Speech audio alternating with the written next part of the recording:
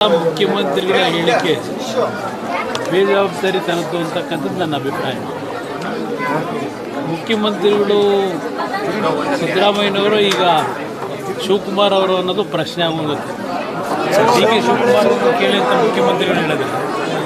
ಮುಖ್ಯಮಂತ್ರಿಗಳೇ ಸಭೆ ಮಾಡಿ ಒಂದು ಡೆಡ್ಲೈನ್ ಕೊಟ್ಟು ಕಾಲದ ಒಂದು ಗಡುವನ್ನು ಕೊಟ್ಟು ಇದನ್ನು ಗುಂಡಿಗಳನ್ನು ಮುಚ್ಚಬೇಕು ಅಂತ ಹೇಳಿ ಮುಖ್ಯಮಂತ್ರಿಗಳ ಮಾತುಗಳು ಸಹ ಎಷ್ಟು ಬೆಲೆ ಈ ಅಧಿಕಾರಿಗಳು ಕೊಡ್ತಾ ಇದ್ದಾರೆ ಅಂತಕ್ಕಂಥದ್ದು ಮುಖ್ಯಮಂತ್ರಿಗಳ ಹೇಳಿಕೆ ನೋಡಿದಾಗ ಅವರು ಈ ರಾಜ್ಯದ ಮುಖ್ಯಮಂತ್ರಿಯಾಗಿ ನಿರ್ವಹಣೆ ಮಾಡಲಿಕ್ಕೆ ಕೆಲಸವನ್ನು ಅಸಮರ್ಥರಾಗಿದ್ದೇನೆ ಅಂತಕ್ಕಂಥನೇ ಆದರೂ ಅದರಲ್ಲಿ ಅರ್ಥೈಸಿದ್ದಾರೆ ಅಂತಕ್ಕಂಥದ್ದು ನಾನು ಸರ್, ನವೆಂಬರ್ 21ಕ್ಕೆ ಡಿ ಕೆ ಶಿವಕುಮಾರ್ ಅವರು ಮುಖ್ಯಮಂತ್ರಿಯಾಗಿ ಪದಗ್ರಹಣ ಸ್ವೀಕಾರ ಮಾಡ್ತಾರೆ ಅಂತ ಚರ್ಚೆ ಆಗ್ತಾ ಇದೆ ಸರ್. ಅದು ಅವರ ಪಕ್ಷದಲ್ಲಿ ನಡೆಯತಕ್ಕಂಥ ತೀರ್ಮಾನಗಳೇನಿದೆ ಅವರವ್ರಿಗೆ ಬಿಟ್ಟಂಥದ್ದು. ನಾನು ಆ ವಿಷಯದಲ್ಲಿ ಮಾತನಾಡ್ತಕ್ಕಂಥದ್ದು ನನ್ನ ಸಣ್ಣತನ ಆಗುತ್ತೆ.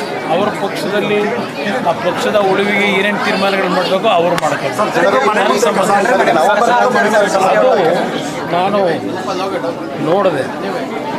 ಈಗ ಯಾವುದೋ ಮನೆಯವರು ಮನೆ ಮುಂದ್ಗಡೆ ಕಸ ಎಸೆದ್ರು ಅಂತ ಹೇಳಿ ಮತ್ತೆ ಬೀದಿಲಿರ್ತಕ್ಕಂಥ ಎಲ್ಲ ಕಸ ತುಂಬಿಸ್ಕೊಂಡು ಆ ಮನೆಗಳ ಮುಂದೆ ಹಾಕಿದ್ರೆ ಅರ್ಥ ಇದೆ. ಅದರಿಂದ ಏನು ಸಾಧನೆ ಮಾಡ್ಕೊಂಡಿದ್ದೀನಿ ಸರ್. ಇಲ್ಲಿ ಸರ್ಕಾರ ಸರಿಯಾದ ರೀತಿಯಲ್ಲಿ ಕಸ ವಿಲೇವಾರಿಯ ಜವಾಬ್ದಾರಿ ನಿರ್ವಹಣೆ ಮಾಡ್ತಕ್ಕಂಥದ್ರಲ್ಲಿ ಇಲ್ಲಿಯವರೆಗೆ ವೈಜ್ಞಾನಿಕವಾಗಿ ತೀರ್ಮಾನಗಳನ್ನು ಮಾಡಿದೆ. ಈಗ ಲಾರಿಗಳ ಮುಖಾಂತರ ಇಡೀ ಆ ಒಂದು ಏರಿಯಾದಲ್ಲಿರ್ತಕ್ಕಂಥ ಕಸ ತುಂಬಿಕೊಂಡು ಒಂದೊಂದು ಮನೆಯಿಂದ ಈ ಲಾರಿಗಟ್ಟಲೆ ತಗೊಂಡೋಗಿ ಹೊರಗಡೆ ಹಾಕ್ತಾರೆ ಕಸನ.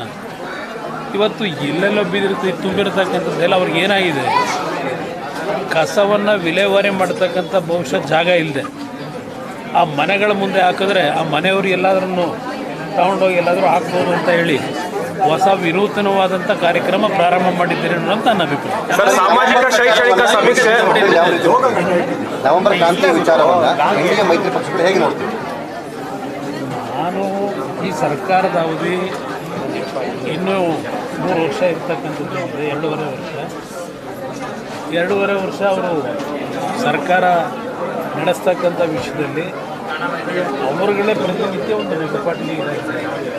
ವಿರೋಧ ಪಕ್ಷಗಳು ನಾವು ಮಾತಾಡಬೇಕಾದ ಅವಶ್ಯಕತೆನೇ ಇಲ್ಲ. ಅಲ್ಲಿರ್ತಕ್ಕಂಥ ಮಂತ್ರಿಗಳು ಹಲವಾರು ಜವಾಬ್ದಾರಿ ಸ್ಥಾನದಲ್ಲಿ ಇರ್ತಕ್ಕಂಥವರು ಅವರವರೇ ಮಾತನಾಡಬೇಕಾದ್ರೆ ನಾವು ಯಾವ ದೃಷ್ಟಿಗೆ ನೋಡೋದು, ಅದರ ಅವಶ್ಯಕತೆ ಇಲ್ಲ. ಆ ದೃಷ್ಟಿ ಅವ್ರ ಪಕ್ಷದಲ್ಲಿರ್ತಕ್ಕಂಥ ಶಾಸಕರು ಮಂತ್ರಿಗಳೇ ದೊಡ್ಡ ಮಟ್ಟದಲ್ಲಿ ನೋಡ್ತಾ ಇರೋದ್ರಿಂದ ನಮಗೇನಲ್ಲೇನು ಕೆಲಸ ಇಲ್ಲ. ಸರ್, ಸಾಮಾಜಿಕ ಶೈಕ್ಷಣಿಕ ಸಮೀಕ್ಷೆ ನಿನ್ನೆಗೆ ಅಂತ್ಯ ಆಗಿದೆ ಸರ್. ಮನೆಗೆ ಹೋಗಿ ಮಾಡ್ತಾ ಇದ್ರು. ಏನು ಸಾಧನೆ ಮಾಡ್ತಾರೆ, ಅದರಿಂದ ಏನು ಸಾಧನೆ ಮಾಡ್ತಾರೆ, ಎಷ್ಟರ ಮಟ್ಟಿಗೆ ಆ ಒಂದು ಸಮೀಕ್ಷೆಯನ್ನು ನಡೆಸಿದ್ದಾರೆ, ಎಷ್ಟರ ಮಟ್ಟಿಗೆ ಜನತೆ ಆ ಸಮೀಕ್ಷೆಗೆ ಸ್ಪಂದಿಸಿದ್ದಾರೆ. ಇಲ್ಲಿ ಇರ್ತಕ್ಕಂಥದ್ದು ಸರ್ಕಾರದ ಕಾರ್ಯಕ್ರಮ. ಇವತ್ತು ಯಾವ ಬಡತನದಲ್ಲಿದ್ದಾರೆ, ಜಾತಿ ಪ್ರಶ್ನೆ ಇಲ್ಲ. ಇಲ್ಲಿ ಎಲ್ಲ ಜಾತಿನಲ್ಲೂ ಬಡವರಿದ್ದಾರೆ, ಎಲ್ಲ ಜಾತಿನಲ್ಲೂ ಅವಿದ್ಯಾವಂತರಿದ್ದಾರೆ. ಮೊದಲು ಶಿಕ್ಷಣದ ಒಂದು ಕೆಲಸವನ್ನು ನಿರ್ವಹಣೆ ಮಾಡಬೇಕು. ಇವತ್ತು ಯಾವುದೋ ಒಂದು ಪತ್ರಿಕೆಯಲ್ಲಿ ನೋಡ್ತಾ ಇದ್ದೆ, 63,000 ಶಿಕ್ಷಕರ ಕೊರತೆ ಇದೆ ಅಂತ ಹೇಳಿ. ನಿಮ್ಮ ಬೆಂಗಳೂರು ಯೂನಿವರ್ಸಿಟಿನಲ್ಲಿ 140-150 ಸ್ಯಾಂಕ್ಷನ್ ಪೋಸ್ಟ್ ಇದೆ. 6 ಜನ ಪ್ರಾಧ್ಯಾಪಕರನ್ನು ಇಟ್ಕೊಂಡಿದ್ದಾರಂತೆ. ಇಂಥ ಒಂದು ಸರ್ಕಾರ ಯಾವ ಸಮೀಕ್ಷೆ ಮಾಡಿ ಏನು ಸಾಧನೆ ಮಾಡಿ ಜನಗಳ ಬದುಕನ್ನು ಕಟ್ಕೊಡ್ತಾರೆ? ಇದು ಇರ್ತಕ್ಕಂಥ ಪ್ರಶ್ನೆ. ಸರ್ಕಾರದಲ್ಲಿ ಹಲವಾರು ಲೋಪದೋಷಗಳನ್ನ ಇಟ್ಕೊಂಡು ಈ ಸಮೀಕ್ಷೆಗೆ ದೊಡ್ಡ ಮಟ್ಟದಲ್ಲಿ ಪ್ರಚಾರ ಮಾಡ್ಕೊಂಡದು ಸಿದ್ದರಾಮಯ್ಯರ ಸಮೀಕ್ಷೆ. ಅದು ನನ್ನ ಅಭಿಪ್ರಾಯದಲ್ಲಿ ಅವರ ಒಂದು ಕೆಲವು ಇಡನ್ ಅಜೆಂಡಾಗಳಿಗೆ ಮಾಡ್ಕೊಂಡಿರ್ತಕ್ಕಂಥ ಸಮೀಕ್ಷೆ. ಅದು ನಾಡಿನ ಜನತೆಯ ಉದ್ಧಾರಕ್ಕೆ ಮಾಡಿರ್ತಕ್ಕಂಥ ಸಮೀಕ್ಷೆ ಅಲ್ಲ. ಸರ್, ಟನಲ್ ಬಗ್ಗೆ ಜಟಾಪಟಿ ನೋಡೋಣ. ಈಗ ಎಷ್ಟರ ಮಟ್ಟಿಗೆ ಟನಲ್ ಕೆಲಸ ಪ್ರಾರಂಭ ಮಾಡ್ತಾರೆ, ಎಷ್ಟರ ಮಟ್ಟಿಗೆ ಆ ಟನಲ್ ಬಗ್ಗೆ ನುರಿತ ತಂತ್ರಜ್ಞರಿದ್ದಾರೆ, ಅವರಿಂದ ಏನು ಮಾಹಿತಿ ತಗೊಂಡು ಯಾವ ರೀತಿ ಕೆಲಸ ಪ್ರಾರಂಭ ಆಗುತ್ತೆ ನೋಡೋಣ. ನಾನು ಹೇಳ್ತಕ್ಕಂಥದ್ದು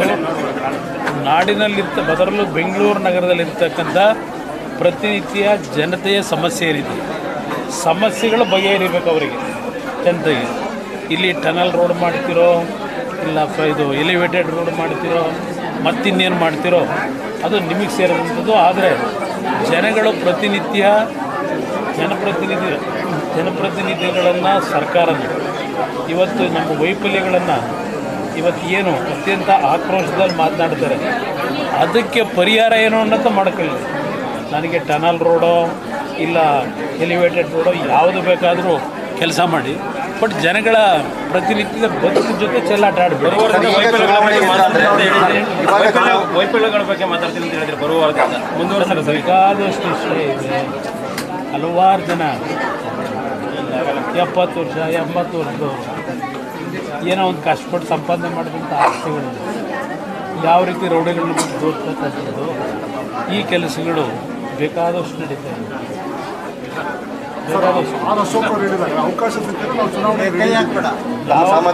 ವಿಪಕ್ಷ ನಾಯಕರು ಹೇಳ್ತಾರೆ ಅವಕಾಶ ಸಿಕ್ಕಿದ್ರೆ ಹೋಗ್ಲೇಬೇಕಲ್ಲ ಚುನಾವಣೆ.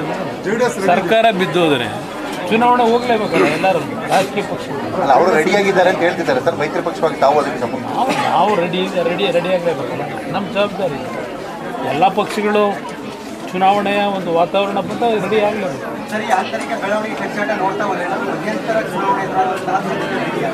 ಇಲ್ಲ, ನಾನು ಮಧ್ಯಂತರ ಚುನಾವಣೆಯ ವಿಷಯದಲ್ಲಿ ಚರ್ಚೆ ಮಾಡಲಿಕ್ಕೆ ಹೋಗಲ್ಲ. ಸರ್ಕಾರಕ್ಕೆ 136 ಸೀಟ್ ಜನ ಕೊಟ್ಟಿದ್ದಾರೆ. ಸಂಪೂರ್ಣ ಅವಧಿ ಮುಗಿಸ್ಕೊಳ್ತಕ್ಕಂಥದ್ದಕ್ಕೆ ಅವರಲ್ಲಿರ್ತಕ್ಕಂಥ ಸಮಸ್ಯೆಗಳನ್ನು ಬಗೆಹರಿಸಿ ಕೆಲಸ ಮಾಡಲಿಕ್ಕೆ ಪ್ರತಿನಿತ್ಯ ಯಾವುದೋ ಒಂದು ಸರ್ವೆ ರಿಪೋರ್ಟ್ ನೋಡಿದೆ, ಯಾರೋ ರಿಟೈರ್ಡ್ IAS ಆಫೀಸರೇನೋ ಕೊಟ್ಟಿದ್ದಾರೆ. 137 138 ಭರವಸೆ ಕೊಟ್ಟಿದ್ದರು. ಅದರಲ್ಲಿ 7 ಭರವಸೆನೂ ಈಡೇರಿಲ್ಲ ಅಂತ ಹೇಳಿ ಇವತ್ತು ಒಂದು ವರದಿ ನೀವೇ ಮಾಡಿದ್ದೀರಿ. ಅದರಿಂದ ಇಲ್ಲಿ ಪ್ರಶ್ನೆ ಬರೀ ಘೋಷಣೆಗೆ ಸೀಮಿತ ಆಗಿದೆ. ಜನಗಳ ಹಲವಾರು ಸಮಸ್ಯೆಗಳೇನಿದೆ, ಆ ಸಮಸ್ಯೆಗಳನ್ನು ಪರಿಹಾರ ತರ್ತಕ್ಕಂಥ ನಿಟ್ಟಲ್ಲಿ ಕೆಲಸ ಮಾಡ್ರಪ್ಪ ಅಷ್ಟೇ ಇದೆ. ನಿನ್ನೆ ಮಂಡ್ಯ ಸಭೆ ಮಾಡಿದ್ದೀವಿ, ರಾಜ್ಯ ಪ್ರವಾಸ ಮಾಡಿದ್ದೀವಿ ಸರ್. ಶುರು ಮಾಡಿ ಸದ್ಯದಲ್ಲೇ ಶುರು ಮಾಡ್ತಾರೆ. ಸಂಘಟನೆ ದೃಷ್ಟಿಯಿಂದ ನಾನು ಸಹ ರಾಜ್ಯಾದ್ಯಂತ ಪ್ರವಾಸಕ್ಕೆ ಸಮಯ ನಿಗದಿ ಮಾಡಬೇಕು ಅಂತ. Thank you.